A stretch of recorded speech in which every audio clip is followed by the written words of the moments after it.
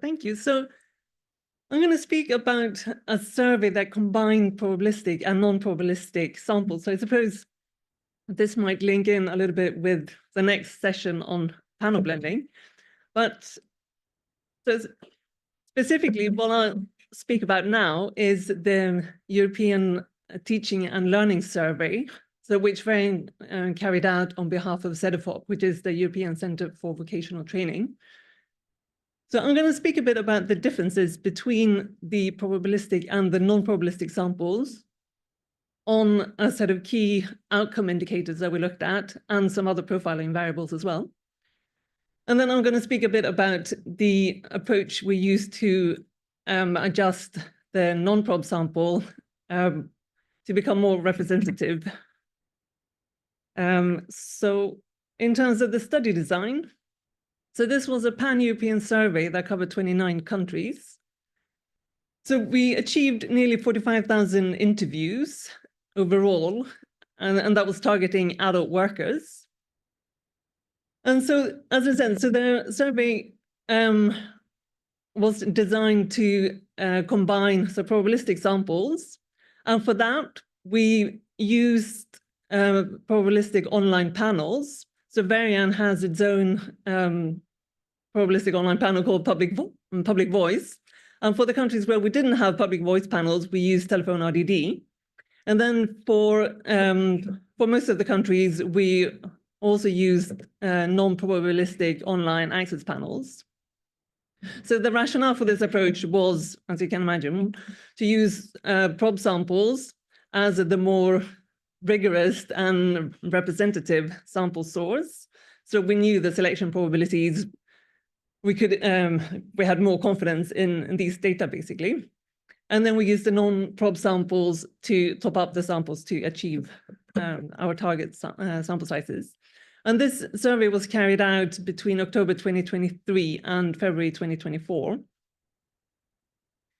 So in terms of the sample achievement, so we used the public voice probabilistic online panels in 19 countries. And then we used the telephone RDD in 11 countries, so where we didn't have the public voice panels.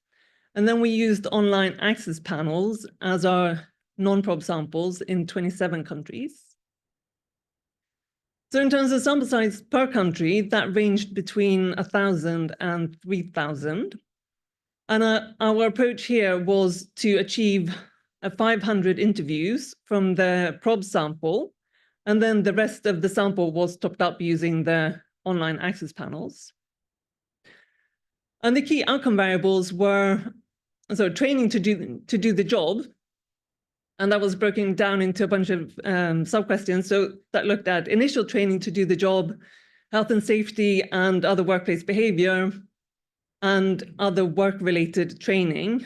And for those respondents who said yes to that latter question, they were then asked about the frequency and type of training. So was that classroom training or on-the-job training?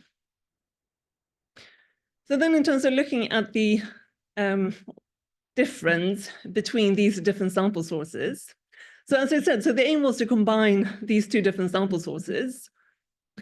And so we did this, and we weighted the data for demographics, and then we compared the sample sources. And then the intention was that if there were still significant differences in terms of the profiles, we would then adjust the non-prob sample to become closer or more similar to the prob samples.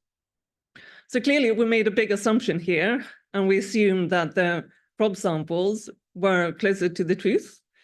This can be debated, but that's the approach we took for this survey. So in terms of the weighting at this stage, so we applied the design weights to the prob samples, and we also weighted both the prob and the non-prob samples separately for demographics using a RIM weighting approach. And here we took into account gender by age, education, occupation, industry, and region. So to illustrate some of these differences for the outcome variables, to begin with, so the diagram here shows an illustrative example of on-the-job training. And it shows that the ratio of the proportion of people who said, yes, they had received this type of training. So in the probe sample over the non-probe sample. And so we can see that there are some differences between the countries, but it's not entirely consistent for all of the countries in terms of the direction or whether there even was a significant difference. And overall on the outcome variables, so you can see that, so it's just putting the summary there, but we can see that for some of those indicators, about half of the countries had a significant difference between the different sample types. And for a couple of other variables, there wasn't very much difference, or there were differences, but they weren't necessarily in the same direction across the different countries.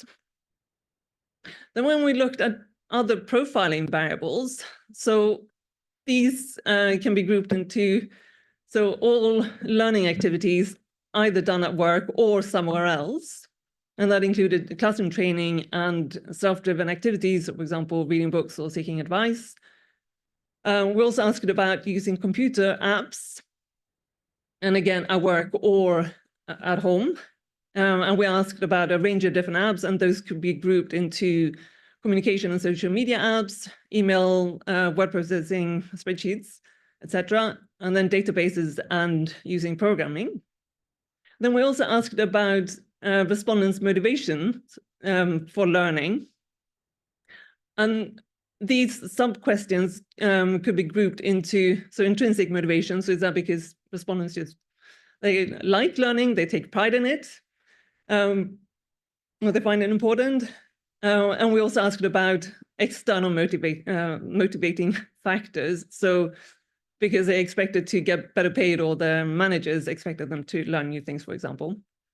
So when we looked at these variables, so we saw more systematic differences between the two different sample types. And again, so this is weighted based on demographics. So we had adjusted for that already.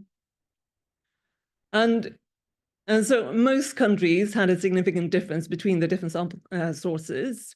And also here, the difference was generally very consistent across the different countries in terms of the direction of that difference. And what stands out here really is that, so respondents on the non-probe panels generally seem to be more externally motivated. They also seem to use programming to a greater extent than the respondents on the probe panels. And then for the communication apps and other, so office apps essentially, we also saw some differences, but that was in the opposite direction, where a larger share of the probe sample reported using these apps. So then, because we saw these differences, we took the approach of adjusting the non-probe sample to become more similar to the probe sample. And we did that using a rim weighting approach. So we included additional variables in the rim weighting.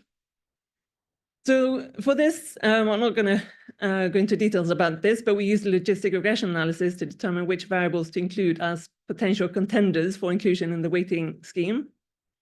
And here we ended up using intrinsic motivation, classroom learning, so at home or for personal reasons or for work, and also using computer apps, communication apps. And in terms of the weighting approach that we ended up with, so this was different for the different countries. So this is just to illustrate really that for some countries, we ended up including all of these three different variables as additional dimensions on the rim weights. And for other countries, we ended up using only one. And in a few cases, we were better off only weighting the data for demographics and nothing else. And this slide here just illustrates the difference using Hungary. But here we can see that the difference was between, so initially 22 and 31%, and that was reduced to 22 versus 27% on classroom training organized by work. And so to conclude, so we saw that there were some differences between the probe and non-probe samples once we had adjusted for demographics. but these differences weren't necessarily consistent in terms of magnitude or direction across all countries. So in terms of the non-prop panels, it seems that those so respondents were generally more externally motivated and into programming. And we can only speculate in these reasons. And it might be that so people who choose to join online panels are the ones chasing incentives. They might prefer to be told what to do. And as I'm running out of time, so we thought that we could reduce differences to some extent and that there wasn't really a one-size-fits-all approach for all countries. So that's all. Thank you.